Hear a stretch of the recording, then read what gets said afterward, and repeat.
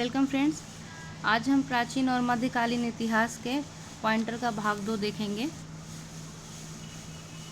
वैदिक काल से शुरू करते हैं। आर्य शब्द इंगित करता है श्रेष्ठ वंश को। क्लासिकीय संस्कृत में आर्य शब्द का अर्थ क्या है? एक उत्तम व्यक्ति। सबसे पुराना वेद है ऋग्वेद। सबसे पुराना वेद ऋग्वेद है। त्रयी नाम है 3 वेदों का। इसमें ऋग्वेद, यजुर्वेद और सामवेद का उल्लेख होता है त्रयी में। वह वैदिक ग्रंथ जिसमें वर्ण शब्द का सर्वप्रथम नाम उल्लेख मिलता है ऋग्वेद। वर्ण व्यवस्था से संबंधित पुरुष सूक्त मूलतः पाया जाता है ऋग्वेद में। सुमेलित है अथर्ववेद औषधियों से संबंधित, ऋग्वेद ईश्वर महिमा, यजुर्वेद बलिदान विधि, सामवेद संगीत। नेक्स्ट है ऋग्वेद स्तोत्र एवं प्रार्थनाएं, यजुर्वेद स्तोत्र एवं कर्मकांड, सामवेद संगीत में स्तोत्र और अथर्ववेद तंत्र मंत्र एवं वशीकरण। ऋग्वेद, यजुर्वेद, अथर्ववेद तथा सामवेद 4 वेदों में से वह जिसमें जादुई माया और वशीकरण का वर्णन है, कौन सा वेद है? अथर्ववेद। ऋग्वेद में ऋचाएं कितनी हैं? 1028। ऋग्वेद में मंडल कितने हैं? 10। ऋग्वेद का ब्राह्मण ऐतरेय है, सामवेद का पंचविश है, अथर्ववेद गोपद, यजुर्वेद शतपथ।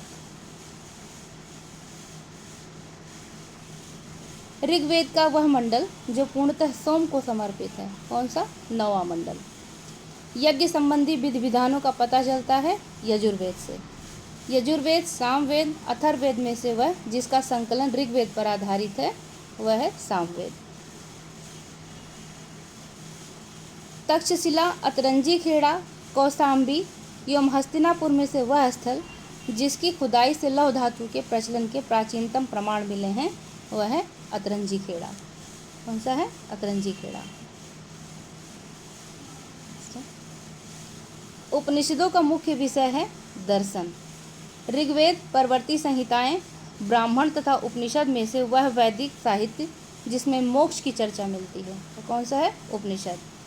और मोक्ष शब्द का सबसे पहले उल्लेख हुआ है श्वेताश्वर उपनिषद में। आध्यात्म ज्ञान के विषय में नचिकेता और यम का संवाद जिस उपनिषद में प्राप्त होता है वह है कठोपनिषद। उपनिषद काल में राजा अश्वपति कहाँ के शासक थे? कैकेयी के। वैदिक साहित्य का सही क्रम है वैदिक संहिताएं, ब्राह्मण, आरण्यक और उपनिषद। वैदिक संहिता, ब्राह्मण, आरण्यक और उपनिषद। आरंभिक वैदिक साहित्य में सर्वाधिक वर्णित नदी कौन सी है? सिंधु। वैदिक नदी अस्किनी की पहचान किससे की जाती है? चेनाब नदी से।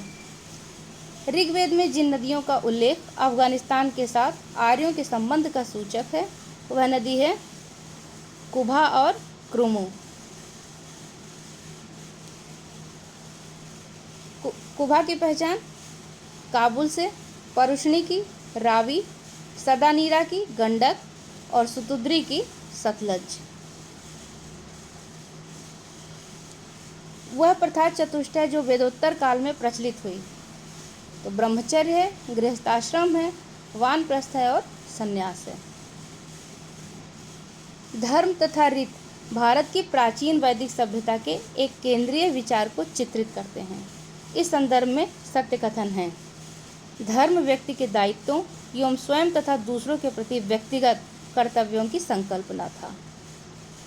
रीत मूलभूत नैतिक विधान था जो सृष्टि और उसमें अंतर्निहित सारे तत्वों के क्रियाकलापों को संचालित करता था। अग्नि, बृहस्पति, दौस तथा इंद्र वैदिक देवताओं में से उनका पुरोहित किसे माना जाता है? बृहस्पति को। लोपामुद्रा, गार्गी, लीलावती तथा सावित्री में से वह ब्रह्मवादिनी जिसने कुछ वेद मंत्र की रचना की थी। उनका नाम था लोपमुद्रा।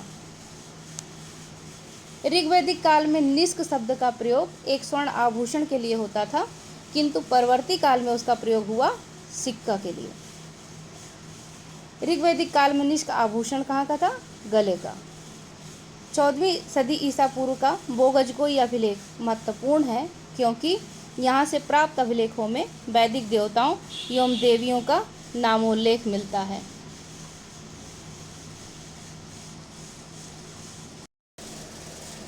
मानसेहरा, शहबाजगढ़ी, बोगजकोई तथा जूनागढ़ अभिलेखों में से वह जो ईरान से भारत में आर्यों के आने की सूचना देते हैं वह है बोगजकोई।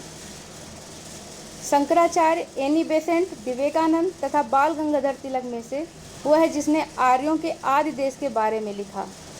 तो कौन है? बाल गंगाधर तिलक। पुरुष मेध का उल्लेख हुआ है शतपथ ब्राह्मण में। शतपथ ब्राह्मण में उल्लेखित राजा विदेह माधव संबंधित ऋषि थे। राजा विदेह माधव से संबंधित ऋषि कौन है? ऋषि गौतम राहुगढ़।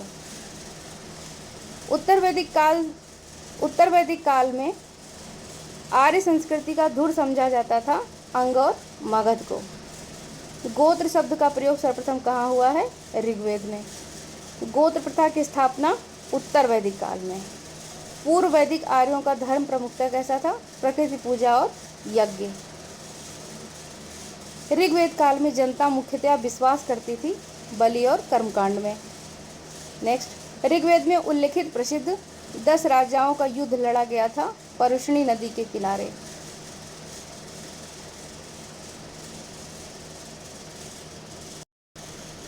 सिंधु, सरस्वती, वितस्ता तथा यमुना में से वह नदी जिसे ऋग्वेद में माते तमा, देवी तमा, नदी तमा के रूप में संबोधित किया गया, वह नदी कौन सी है? सरस्वती। ऋग्वैदिक आर्यों के पंचजन कौन थे? यदु, दूर्ध, पुरु, अनु और तुर्वश।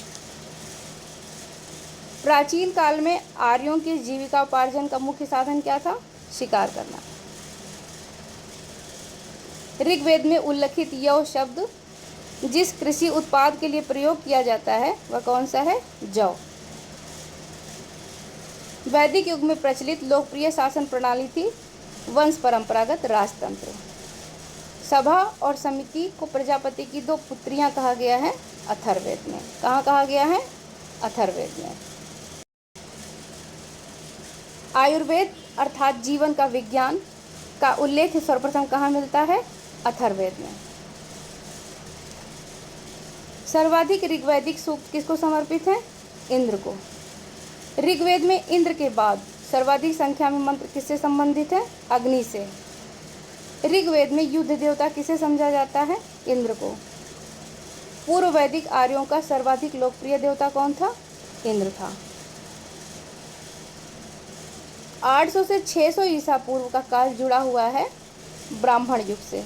800 से 600 ईसा पूर्व। गायत्री मंत्र के नाम से प्रसिद्ध मंत्र सर्वप्रथम कहाँ मिला? ऋग्वेद में। और इसकी रचना किसने की थी? विश्वामित्र ने।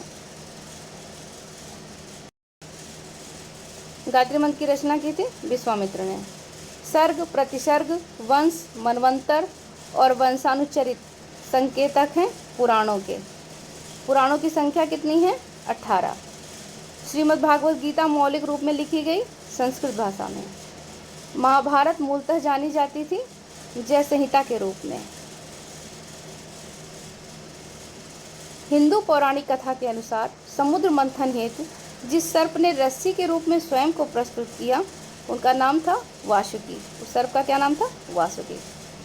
अछूत की अवधारणा स्पष्ट रूप से कहाँ से उद्धृत हुई थी? धर्मशास्त्र के समय में।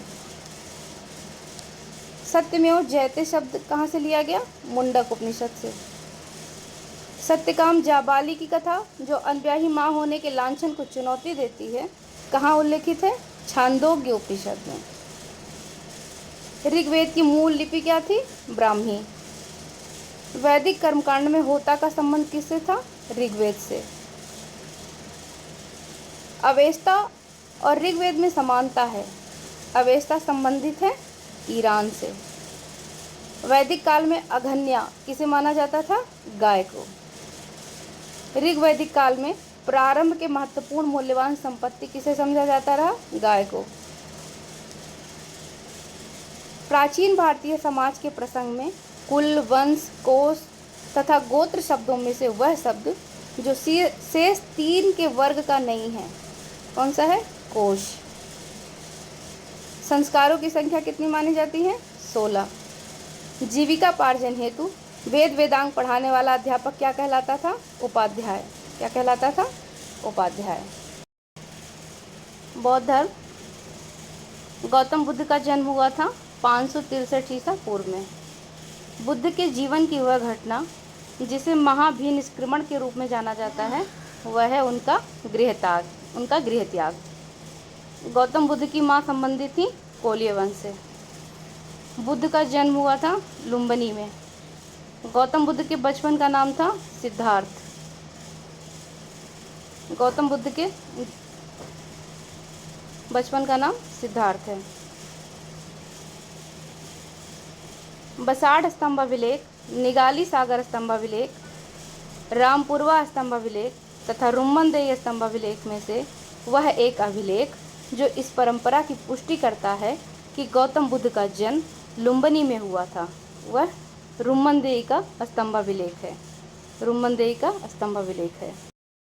अशोक, कनिष्क, हर्ष तथा धर्मपाल में से वह जिसके एक अभिलेख से सूचना मिलती है कि शाक्य मुनि बुद्ध का जन्म लुम्बिनी में हुआ था।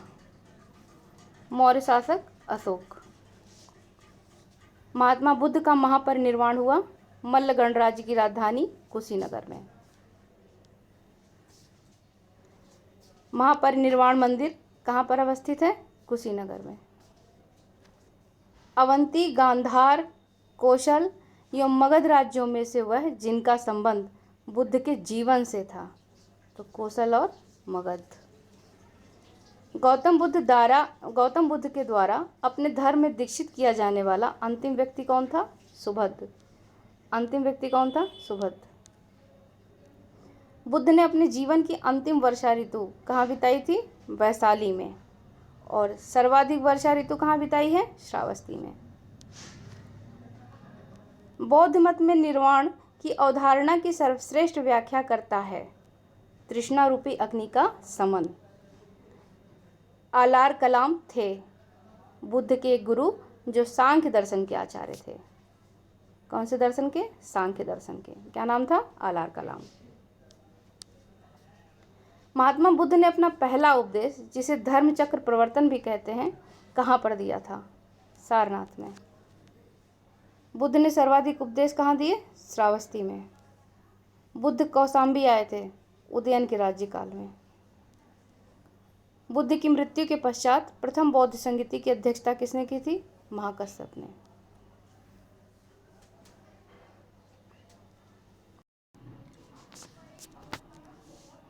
कश्मीर में कनिष्क के शासनकाल में जो चतुर्थ बौद्ध संगति आयोजित हुई थी, उसकी अध्यक्षता किसने की थी? वसुमित्र ने। यहाँ पर एक चीज़ और देख लेते हैं कि प्रथम बौद्ध संगीति का आयोजन किसके काल में हुआ था? राजगृह में हुआ था, ये सप्तपर्णी गुफा में। बौद्ध धर्म का महायान शाखा औपचारिक रूप से प्रकट हुआ था कनिष्क के शासनकाल में। प्रथम, द्वितीय, तृतीय, चतुर्थ बौद्ध संगीतियों के आयोजन स्थलों का सही क्रम है राजगृह, वैशाली, पाटलिपुत्र और कुंडलवन। द्वितीय बौद्ध समिति का आयोजन हुआ था काशी में। द्वितीय बौद्ध समिति का आयोजन। प्रथम बौद्ध समिति का आयोजन हुआ था अजातशत्रु के शासनकाल में। और द्वितीय बौद्ध सभा का आयोजन किसके काल में हुआ? कालाशोक के।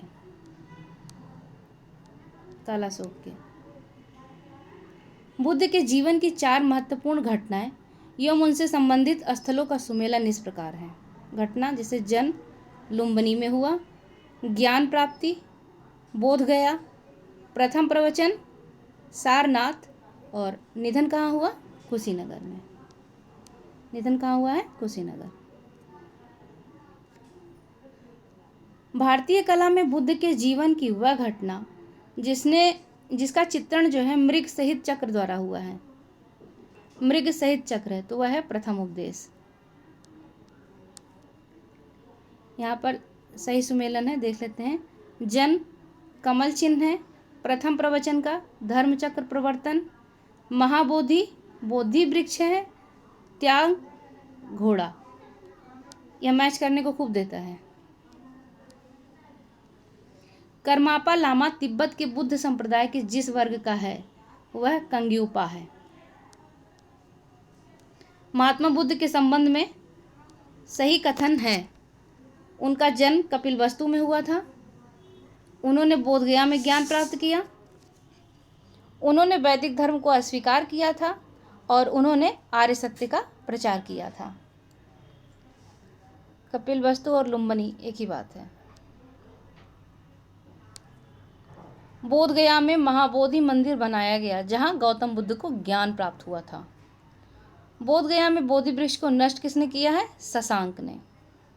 प्रथम बौद्ध पवित्र स्थल जो निरंजना नदी पर स्थित था, बोधगया। बुद्ध के उपदेश संबंधित हैं आचरण की शुद्धता और पवित्रता से। बुद्ध के जीवन काल में संघ का प्रमुख कौन होना चाहता था? उनका चचेरा भाई देवदत्त। गौतम बुद्ध ने अपनी मृत्यु के उपरांत बौद्ध संघ के नेतृत्व के लिए किसे नामित किया था? किसी को भी नहीं। अष्टांग मार्ग की संकल्पना अंग है धर्मचक्र प्रवर्तन सूत्र की विषय वस्तु का। धर्मचक्र प्रवर्तन सूत्र की विषय वस्तु का। गौतम बुद्ध के बारे में सत्य कथन है। वे कर्म में विश्वास करते थे, आत्मा का शरीर में परिवर्तन मानते थे और निर्वाण प्राप्ति में विश्वास करते थे। बौद्ध संघ में भिक्षुणियों के रूप में स्त्रियों को प्रवेश की अनुमति बुद्ध द्वारा कहाँ दी गई थी? वैशाली में। त्रिपिटक क्या है? बुद्ध के उपदेशों का संग्रह। त्रिपिटक का संबंध किससे है? बौद्ध धर्म से। वह बौद्ध ग्रंथ जिसमें संघ जीवन के नियम प्राप्त होते हैं, विनय पिटक। कौन सा है? विनय पिटक। वह बौद्ध साहित्य जिसमें महात्मा बुद्ध के नैतिक सिद्धांत संबंधित प्रवचन संकलित हैं। कैसे सिद्धांत हैं? नैतिक। किसमें है? सुत्त पिटक में। वह बौद्ध साहित्य जिसमें बुद्ध के दार्शनिक सिद्धांत हैं, वह है अभिधम्म पिटक। कौन सा है? अभिधम्म पिटक। अशोक विहार कहाँ पर स्थित था? पाटलिपुत्र में। अशोक विहार कहाँ पर स्थित है? पाटलिपुत्र में। ये खूब पूछा जाता है। विश्व का सबसे ऊंचा कहा जाने वाला विश्व शांति स्तूप कहाँ स्थित है? राजगीर, बिहार में। बुद्ध की 80 फुट की बड़ी प्रतिमा जो बोधगया में है, उसे किसने बनवाया था? जापानियों ने। सर्वप्रथम स्तूप शब्द कहाँ मिलता है? ऋग्वेद में। सारनाथ, सांची, बोधगया एवं कुशीनारा में से वह स्तूप स्थल जिसका संबंध भगवान बुद्ध के जीवन की किसी घटना से नहीं रहा, वह है सांची। संसार अस्थिर और क्षणिक है का बौद्ध, जैन, गीता एवं वेदांत में से जिससे संबंध है वह है बौद्ध। किससे संबंध है? बौद्ध से। एशिया के ज्योतिर्पुंज के तौर पर जाना जाता है गौतम बुद्ध को। सर एडविन एर्नॉल्ड की पुस्तक the light of the Asia आधारित है ललित विस्तार पर। गौतम बुद्ध को एक देवता का स्थान जिस राजा के युग में प्राप्त हुआ वह कौन है? कनिष्क। भारत के पहले जिन मानव प्रतिमाओं को पूजा गया वह बुद्ध की थी। देश में जिस धर्म के लोगों ने मूर्ति पूजा की नींव रखी किसकी थी? बुद्ध की थी और बौद्ध धर्म ने रखा। गांधार शैली की मूर्ति कला में बुद्ध के सारनाथ में हुए प्रथम धर्मोपदेश से संबद्ध प्रवचन मुद्रा का नाम है धर्मचक्र। बुद्ध की खड़ी प्रतिमा कहाँ बनाई गई? कुषाण काल में। भगवान बुद्ध की प्रतिमा कभी कभी एक हस्त मुद्रा युक्त दिखाई गई है जिसे भूमि स्पर्श मुद्रा कहा जाता है। यह प्रतीक है मार के प्रलोभनों के बावजूद अपनी शुचिता और शुद्धता का साक्षी होने के लिए बुद्ध का धरती को आह्वान। भूमि स्पर्श मुद्रा की सारनाथ मूर्ति किससे संबंधित है? गुप्त काल से संबंधित है। ये बहुत इंपॉर्टेंट सवाल है। नेक्स्ट, कुशीनगर मल्ल गणराज्य की राजधानी थी। महात्मा बुद्ध का महापरिनिर्वाण कुशीनगर में हुआ। बातें दोनों ठीक हैं, लेकिन आर्य का सही स्पष्टीकरण नहीं करता है। सुमेलित है। लोथल प्राचीन गोदी क्षेत्र, सारनाथ बुद्ध का प्रथम धर्मोपदेश, सांची अशोक का सिंह स्तंभ शीर्ष और नालंदा बौद्ध अधिगम का महान पीठ। महायान बौद्ध धर्म में बोधिसत्व अवलोकितेश्वर का अवलोकितेश्वर को जिस नाम से जानते हैं वह पद्मपाणि है।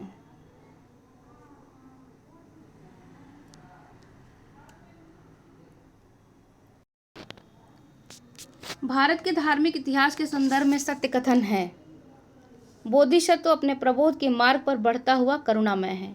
बोधिसत्व समस्त सचेतन प्राणियों को उनके प्रबोध के मार्ग पर चलने में सहायता करने के लिए स्वयं ही निर्वाण प्राप्ति विलंबित करता है। हीनयान अवस्था का विशालतम एवं सर्वाधिक विकसित शैलकृत चैत्यगृह कहाँ स्थित है? कार्ले में। प्रथम शताब्दी ईस्वी में जिस भारतीय बौद्ध भिक्षुक को चीन भेजा गया था वह कौन था? नागार्जुन। शून्यता के सिद्धांत को सर्वप्रथम किसने प्रतिपादित किया? नागार्जुन ने। नागार्जुन जिस बौद्ध संप्रदाय के थे वह कौन सा है? माध्यमिक। विक्रमशिला, वाराणसी, गिरनार एवं उज्जैन में से बौद्ध शिक्षा का केंद्र कौन सा है? विक्रमशिला। कौन सा है? विक्रमशिला। वल्लभी विश्वविद्यालय कहाँ स्थित है? गुजरात में। नालंदा विश्वविद्यालय का स्थापत्य युग कौन सा है? गुप्त। संस्थापक कौन थे? कुमारगुप्त। नालंदा विश्वविद्यालय विश्व प्रसिद्ध क्यों था? बौद्ध धर्म दर्शन के लिए। कथन है 12वीं शताब्दी के अंत तक नालंदा महाविहार का पतन हो गया। कारण है महाविहार को राजकीय प्रश्रय मिलना बंद हो गया था। तो दोनों बातें सही हैं, लेकिन आर्य की सही व्याख्या नहीं करता है। नौ नालंदा महाविहार किस लिए विख्यात है? पाली अनुसंधान संस्थान के लिए। बौद्ध धर्म और जैन धर्म दोनों में समान रूप में विद्यमान था। वेद प्रमाण के प्रति अनास्था, कर्मकांडों की फलतता का निषेध था और प्राणियों में हिंसा का निषेध, यानी कि दोनों ही अहिंसा मार्गी थे। बौद्ध धर्म के 4 आर्य सत्य का सही क्रम क्या है? दुख है, दुख का कारण है, दुख का निरोध है और दुख निरोध का मार्ग है। बौद्ध तथा जैन दोनों ही धर्म विश्वास करते थे कर्म तथा पुनर्जन्म के सिद्धांत। कथन है पुनर्जन्म नहीं होता है, कारण है आत्मा की सत्ता नहीं है। तो ये गलत है, किंतु आर सही है। बौद्ध धर्म के विषय में सही कथन है उसने वर्ण एवं जाति को अस्वीकार नहीं किया, उसने ब्राह्मण वर्ग की सर्वोच्च सामाजिक कोटि को चुनौती दी, उसने कुछ एक शिल्पों को भी निम्न माना है।